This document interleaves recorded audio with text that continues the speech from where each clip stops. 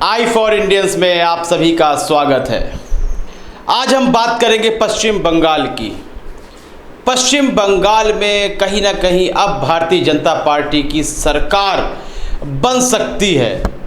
पुख्ता नहीं है, लेकिन परिस्थितियां ऐसी पैदा कर दी गई हैं कि अब वहाँ कहीं ना कहीं लगता है कि सरकार आ जाएगी भारतीय जनता पार्टी की।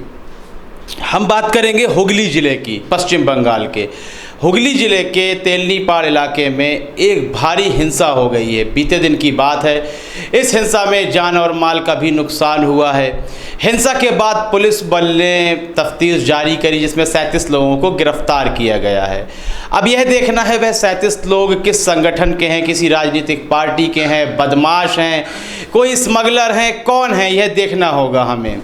लेकिन हम आपको बता दें कि पश्चिम बंगाल अब खतरे में है।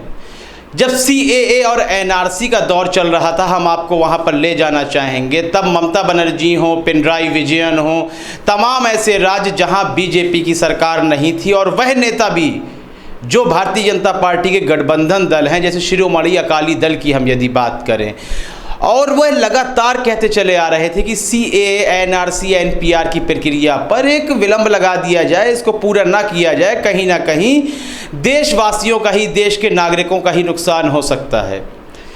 ममता बनर्जी ने थोड़ी देरी की थी, लेकिन इस प्रस्ताव को पारित किया था। जो CAA, NRC के जो खिलाफ प्रस्ताव पारित कर रहे थे राज्य, उसमें केरल सबसे पहला राज्य बना था, और पश्चिम बंगाल ने थोड़ी देरी की थी, लेकिन उसने प्रस्ताव पारित कर दिया था। तब जगदीप धनखड़, जो कि राज्यपाल हैं पश्चिम बंगाल के, उन्होंने क्या कहा?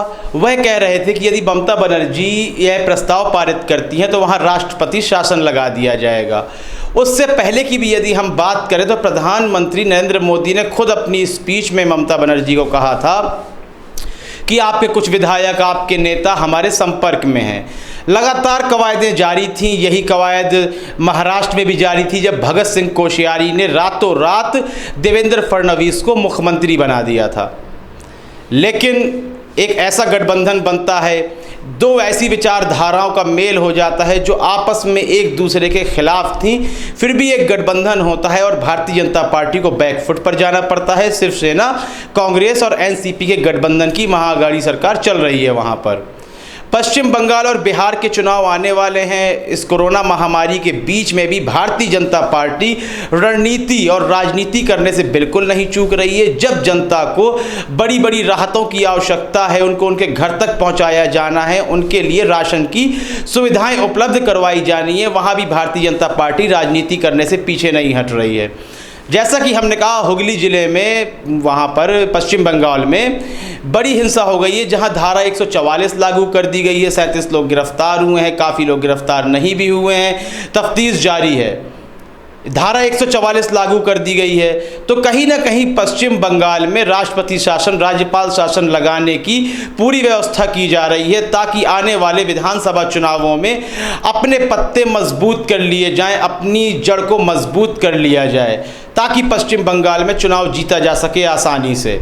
महाराष्ट्र में भी आप देख रहे हैं किस तरह से नामांकित किया जा सकता था, नॉमिनेट किया जा सकता था उद्धव ठाकरे को, फिर भी चुनावों की जब नौबत आ जाती है, जबकि इससे पहले राज्यसभा के द्विवर्षीय चुनावों को स्थगित कर दिया गया, तो आखिर इन चुनावों को स्थगित क्यों नहीं किया गया, यह सोचने वाली बात है।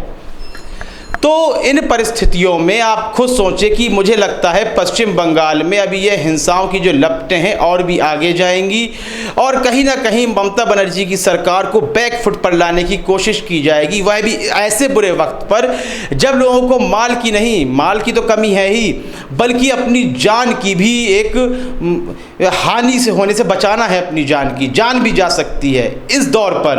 आपको क्या लगता है, क्या भारतीय जनता पार्टी की ही कवायद है? क्योंकि ममता बनर्जी ने साफ शब्दों में कहा है कि यह भारतीय जनता पार्टी के ही लोग थे जिन्होंने यह दंगा भड़काया। वह दंगा था एक तरह का। इससे पहले दिल्ली में भी देखिए आप, परिस्थितियां ऐसी बन गई कि एक दंगा हुआ, भड़ास निकाली जा रही है। जहां हार जाते हैं वहां भी, जहां हार का खतरा है तो वहां एक नई रणनीति बनाने की कोशिश की जाती है। मुझे लगता है कि चाहे अंधभक्त कितना भी खुश हो रहे हों इस 20 लाख करोड़ के पैकेज से, लेकिन ये पैकेज 20 लाख करोड़ का नहीं है, 10 लाख करोड़ का है यह पैकेज। वह इन बातों को नकारते हुए नजर आएंगे कि नहीं, पश्चिम बंगाल में हम ऐसा नहीं कर रहे हैं, बल्कि उनको दिल में यह भी पता है कि हाँ, हमारी सरकार ऐसा कर रही है, हमारा नेता ऐसा कर रहा है, और भविष्य में हम वहाँ भी कहीं ना कहीं मजबूत स्थितियाँ बना देंगे और उन परिस्थितियों को ऐसी परिस्थितियाँ लागू कर देंगे कि ममता बनर्जी ऑटोमेटिक ही बैक फुट पर चली जाएँ।